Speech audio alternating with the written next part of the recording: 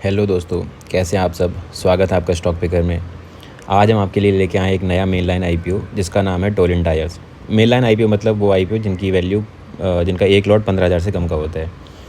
तो इस particular video में हम लोग डिस्कस करने वाले हैं कि इस कंपनी का मेन बिज़नेस क्या है, इस कंपनी का फंडामेंटल्स क्या हैं, इस कंपनी का जो पास्ट में इसकी प्रॉफिटेबिलिटी कैसी रही है, कंपनी की ग्रोथ कैसी रही है, कंपनी प्रॉफिटेबल है भी या नहीं, या कंपनी लॉस में चल रही है, इस कंपनी में हमें अप्लाई करना चाहिए या नहीं करना चाहिए, अगर अप्लाई करते हैं और अब आईपीओ लगता है तो हमें होल्ड करना चाहिए या नहीं करना चाहिए। इन सारे सवालों का जवाब मैं इस वीडियो में देने वाला हूँ, तो कृपया वीडियो को एंड तक बने रहें। तो चलिए शुरू करते हैं। तो सबसे पहले समझते हैं कि टोलिन टायर्स जो कंपनी है ये अपना आईपीओ ओपन करेगी 9 सितंबर को और 11 सितंबर को क्लोजिंग होगी, यानी इस पर्टिकुलर डेट के बीच में आप अप्लाई कर सकते हो उसमें। इसका रिजल्ट आ जाएगा 12 सितंबर को, अलॉटमेंट का रिजल्ट, और लिस्टिंग हो जाएगी 16 सितंबर को। चलिए, तो एक दूसरी बात हो गई।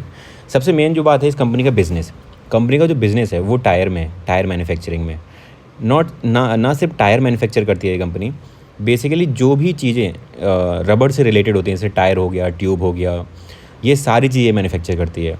और इस कंपनी की सबसे कमाल की बात है कि ये एक तगड़ी एक्सपोर्टर कंपनी है, यानी ये कंपनी इंडिया, ना सिर्फ इंडिया में इसका बिज़नेस फैला हुआ है, ये अदर देन इंडिया भी एक्सपोर्ट करती है। जैसे मिडिल ईस्ट हो गया आपका, ईस्ट अफ्रीका हो गया, जॉर्डन हो गया, केन्या हो गया, इजिप्ट हो गया, तो इन सारी कंपनी में ये एक्सपोर्ट करती है। यानी बिज़नेस का काफ़ी डाइवर्स है। अगर कोई एक कंपनी में इसकी कोई दिक्कत भी आती है तो ये दूसरी कंपनी में पूरा मैनेज कर सकती है।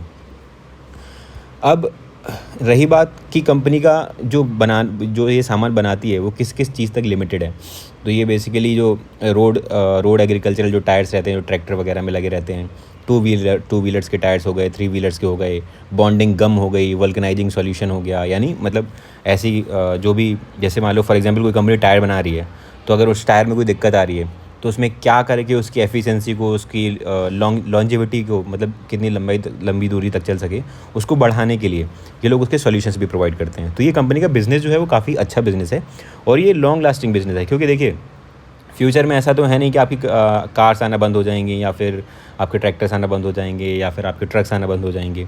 तो ये सब चीज़ें फ्यूचर में रहने वाली है, तो इस हिसाब से इसका बिज़नेस लॉन्ग टर्म वाला बिज़नेस है।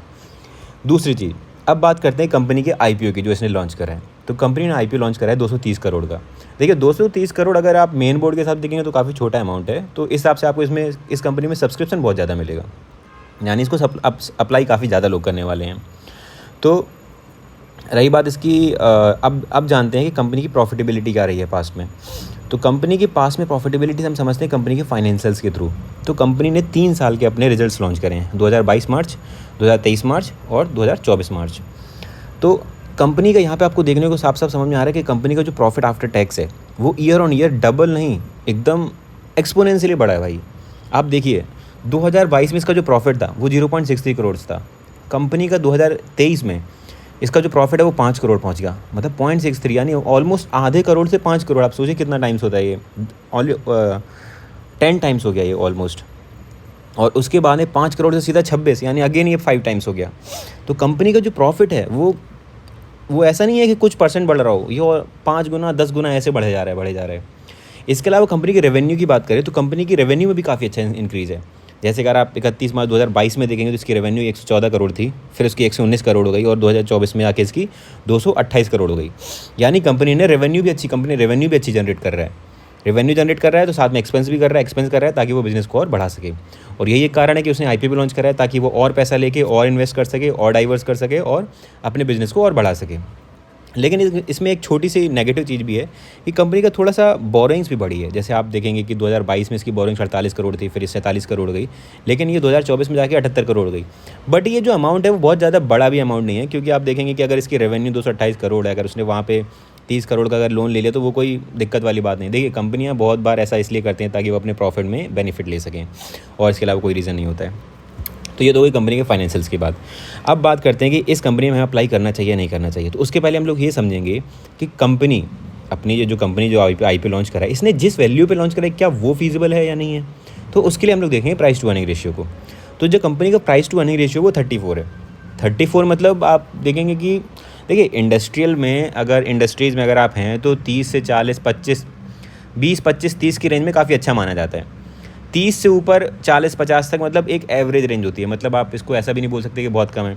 पी रेशियो जितना कम हो उतना अच्छा होता है। तो अगर जितना ज़्यादा साइड जाएगा उतनी दिक्कत वाली बात होती है, क्योंकि मतलब वो जो आपको लॉन्च कर रहा है वो उसकी जो प्राइस उसने लगाई है उसकी एवेल्यूएशन के हिसाब से काफ़ी उसकी अर्निंग के हिसाब से काफ़ी ज़्यादा है। तो साधारण सी बात है, फिर लोगों का रुझाव कम होगा तो उस शेयर की वैल्यू इंक्रीज़ होने में भी काफ़ी ज़्यादा टाइम लगेगा, हो सकता है ना भी बढ़े। तो ये सब चीज़ें होती हैं। तो यहाँ पे इसका जो पी रेशियो है वो थोड़ा सा हल्का, मतलब ज़्यादा नहीं है, नॉर्मल है, एवरेज है। अब देखिए ये भी चीज़ें कंपैरेटिव होती है। अगर मान लो इसकी इंडस्ट्री, मतलब जो टायर वाले बिजनेस से इन्वॉल्व हैं, अगर उनके सबके पी रेशियो अगर आपके 34 से कम होते हैं, इसका मतलब इस कंपनी का ज़्यादा है। लेकिन अगर 34 सबके ज़्यादा हैं, इसका मतलब इस कंपनी का ठीक है, अच्छा है, मतलब बाकी से बेटर है, इसका मतलब कंपनी का मतलब खरीदा जा सकता है। तो हम लोग इसके पीयर कंपनी जो होती हैं, जो इसके साथ वाले जिसके जो कॉम्पिटिटर्स हैं, उनकी पी रेशियो देखते हैं। तो इसका आप जब कॉम्पिटिटर्स देखेंगे तो जैसे इंडेक रबर हो गया, वंशी रबर हो गया, टीवीएस श्रीचक्र हो गया, जीआरपी हो गया और ये एलगी रबर हो गया, इनके सबके पी रेशियो उनके उससे ज़्यादा हैं। देखिए आप 45, 33, 39, सिर्फ वंशी रबर्स का कम है। तो ये सबके पी रेशियो उससे ज़्यादा है, यानी जिस पी रेशियो पे इसने लॉन्च करा है वो पी रेशियो काफ़ी अच्छा है, यानी इतनी कोई बड़ी दिक्कत वाली बात नहीं है। और वैसे भी ये जो 30 का जो पी रेशियो होता है ना, वो अच्छा ही माना जाता है। यानी देखिए इन सब चीज़ों को देख के, कंपनी की प्रॉफिटेबिलिटी को देख के, कंपनी के रेवेन्यू को देख के, कंपनी का पी रेशियो को देख के, ये बिल्कुल इस आईपीओ में अप्लाई किया जा सकता है। लेकिन मैं रिकमेंड करूँगा कि इस पर्टिकुलर आईपीओ में अगर आपका लगता है तो आप प्रॉफिट लेके निकल जाएँ, क्योंकि वही ज़्यादा सही रहेगा। और भी अब होल्ड करने के लिए देखिए बहुत सारी कंपनियाँ आने वाली हैं, तो इसलिए प्रॉफिट बुक करें और निकलें। बाकी इसके अलावा मैं आपसे एक मेन चीज़ जो कहना चाहता हूँ वो ये है कि हमेशा ये तो जो मैंने आपको डिटेल्स दी है वो तो ठीक है, एक बार आप खुद भी एक बार एनालिसिस करें, थोड़ा गूगल करें, समझें चीज़ों को, और उसके बाद दोनों को मिक्स करके फिर आप एक बार सोचें कि आपको अप्लाई करना है या नहीं करना है। तो यही सब इन्फॉर्मेशन थी जो मुझे इस पर्टिकुलर आईपीओ के बारे में आपको देनी थी। वीडियो में एंड तक बने रहने के लिए धन्यवाद। और ऐसी ही इन्फॉर्मेटिव आईपीओ से रिलेटेड वीडियो के बारे में जानकारी के लिए आप मेरे चैनल को सब्सक्राइब कर सकते हैं और बेल आइकन भी साथ में दबा लें, ताकि आपको जैसे ही मैं वीडियो अपलोड करूँ तुरंत ही आपके पास पहुँच जाए। Thank you.